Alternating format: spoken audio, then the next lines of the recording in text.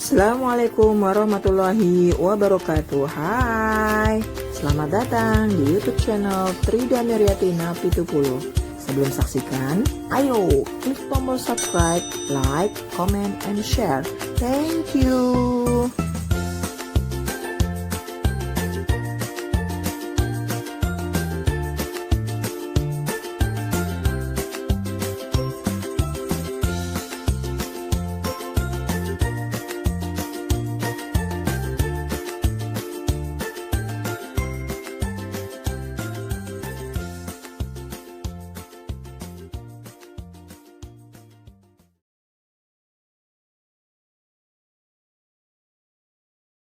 Ada masih di kabar utama, pemirsa. DPR akhirnya mengesahkan RUU Cipta Kerja menjadi undang-undang.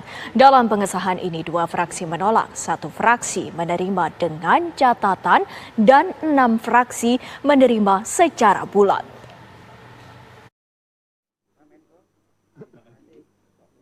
Setelah menimbulkan pro kontra, DPR akhirnya memutuskan rancangan Undang-Undang Cipta Kerja disahkan menjadi undang-undang. Keputusan ini diambil setelah 6 fraksi menyatakan setuju dengan bulat, 1 fraksi menerima dengan catatan, serta 2 fraksi menolak RUU Cipta Kerja menjadi undang-undang. Namun penetapan ini membuat fraksi Demokrat memilih walkout karena tidak setuju dengan pengesahan undang-undang ini. Baik, terima kasih Bapak Ibu sekalian. Telah kita ketahui bersama bahwa pandangan-pandangan fraksi 6 menyatakan setuju secara bulat, 1 menerima dengan catatan fraksi PAN, 2 menyatakan menolak. Sehingga berdasarkan mekanisme tata tertib pasal 312 dan 313 mengacu kepada pasal 164 yang disampaikan tadi, maka pimpinan dapat mengambil berdasarkan pandangan-pandangan fraksi di dalam forum rapat paripurna. Cocok. Bisa disepakati? Sepakat kedua. Baik, terima kasih Bapak Ibu yang kami hormati. Pak Ketua. Berkenaan dengan hal-hal yang telah kita sepakati Interupsi, di Pak dalam Ketua. rapat Pak paripurna Ketua, ini. interupsi. Sebentar, Pak Beni. Ini Pak.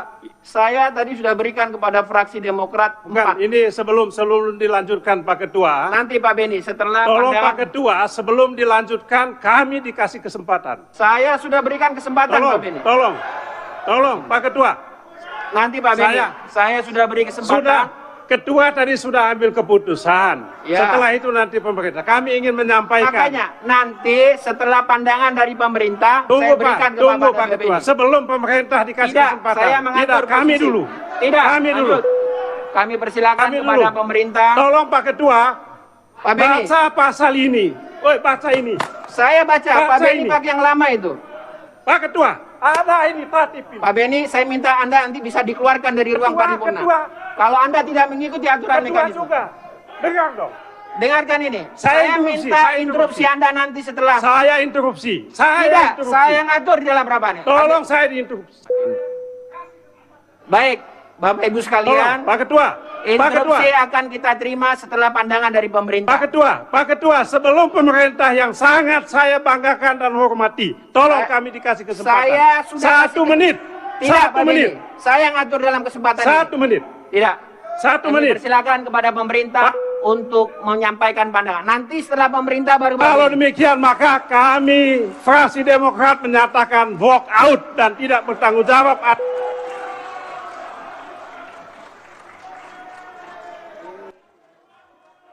Sementara itu, Menko Perekonomian Erlangga Hartarto yang mewakili pemerintah mengklaim bahwa Undang-Undang Cipta Kerja untuk menciptakan lapangan kerja.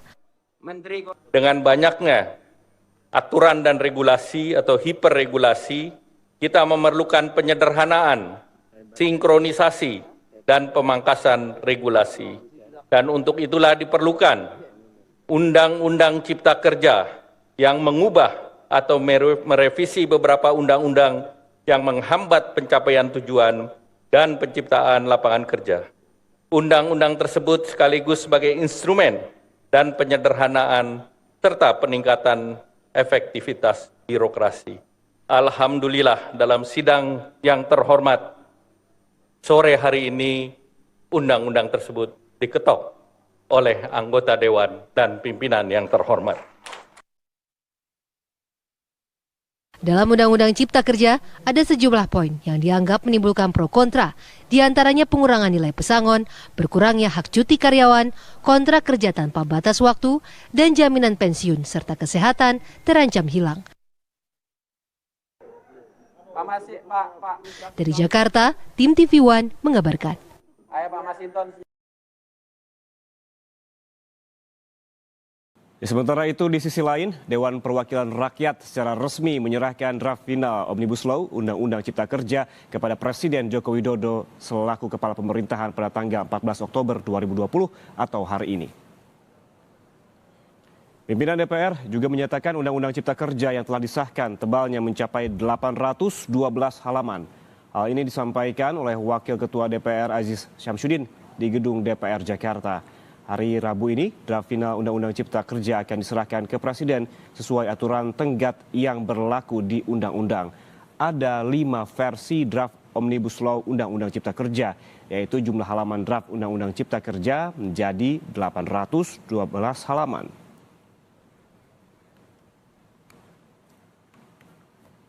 Yang ditentukan di dalam kesekjenan dan mekanisme, total jumlah pasal dan kertas halaman hanya sebesar 812 halaman. Berikut undang-undang dan penjelasan Undang-Undang Cipta Kerja. Kalau sebatas kepada Undang-Undang Cipta Kerja hanya sebatas 488 halaman. Ditambah penjelasan menjadi 812 halaman.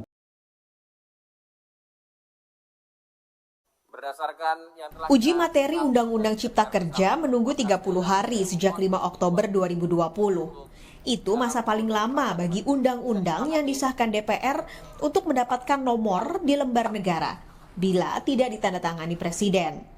Bila sudah mendapat nomor undang-undang, maka Undang-Undang Cipta Kerja bisa diuji materi di Mahkamah Konstitusi. Presiden Konfederasi Serikat Pekerja Seluruh Indonesia, Andi Gani Nenewe mengatakan, sudah berancang-ancang mengajukan uji materi.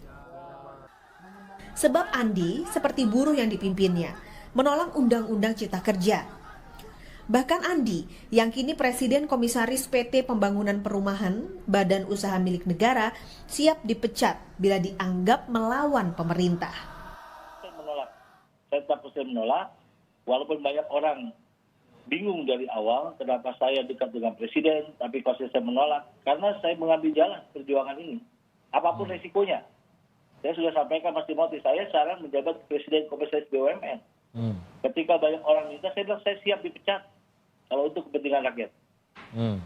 Jadi tidak ada perubahan pendapat Anda mengenai Undang-Undang Cipta Kerja sebelum dan setelah? Banyak orang mengkritisi kenapa kok pejabat utama BUMN, pimpin APSI, dan saya siap mengambil risiko apapun. Kami yakin kalau MK berpihak kepada rakyat, kita akan menang di sana.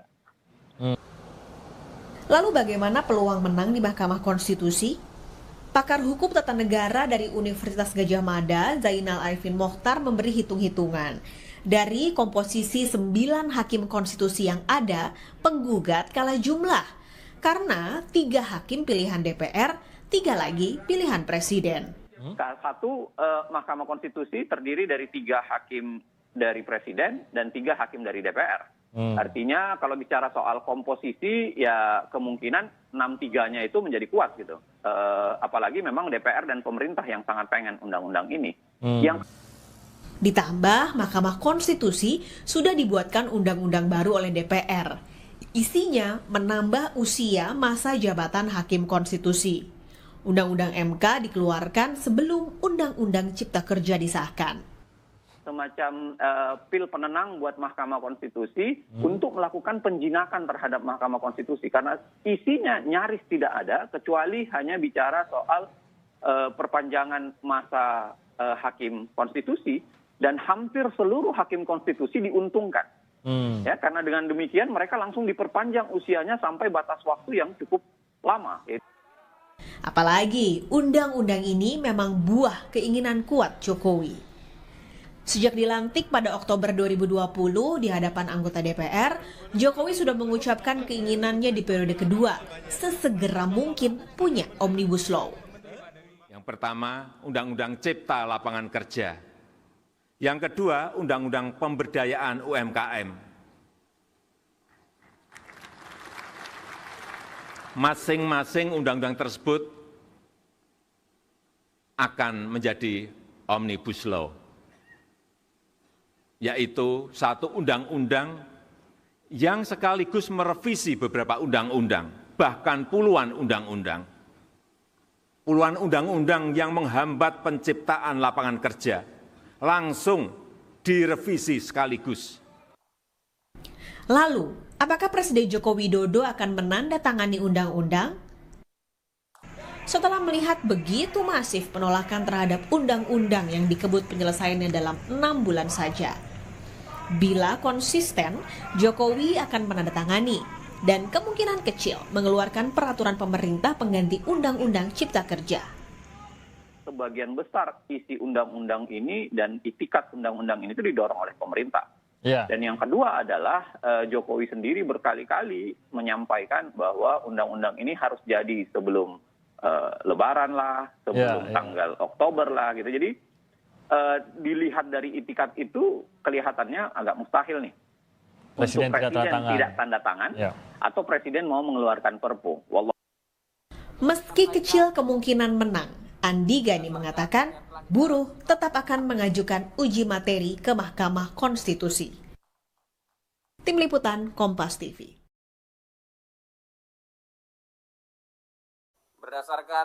Uji materi Undang-Undang Cipta Kerja menunggu 30 hari sejak 5 Oktober 2020.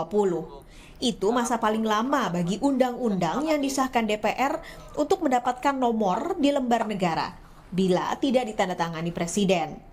Bila sudah mendapat nomor undang-undang, maka Undang-Undang Cipta Kerja bisa diuji materi di Mahkamah Konstitusi.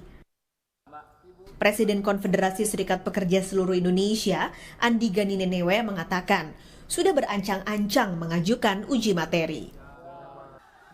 Sebab Andi, seperti buruh yang dipimpinnya, menolak Undang-Undang Cipta Kerja. Bahkan Andi, yang kini Presiden Komisaris PT Pembangunan Perumahan, Badan Usaha Milik Negara, siap dipecat bila dianggap melawan pemerintah. Saya menolak. Saya tetap menolak, walaupun banyak orang bingung dari awal kenapa saya dekat dengan Presiden, tapi konsisten saya menolak, karena saya mengambil jalan perjuangan ini. Apapun resikonya. Saya sudah sampaikan Mas Timothy, saya sekarang menjabat Presiden Komisaris BUMN. Ketika banyak orang minta, saya bilang saya siap dipecat kalau untuk kepentingan rakyat. Jadi tidak ada perubahan pendapat Anda mengenai Undang-Undang Cipta Kerja sebelum dan setelah. Banyak orang mengkritisi kenapa kok pejabat utama BUMN, pimpin APSI, dan saya siap mengambil risiko apapun. Kami yakin kalau MK berpihak kepada rakyat, kita akan menang di sana.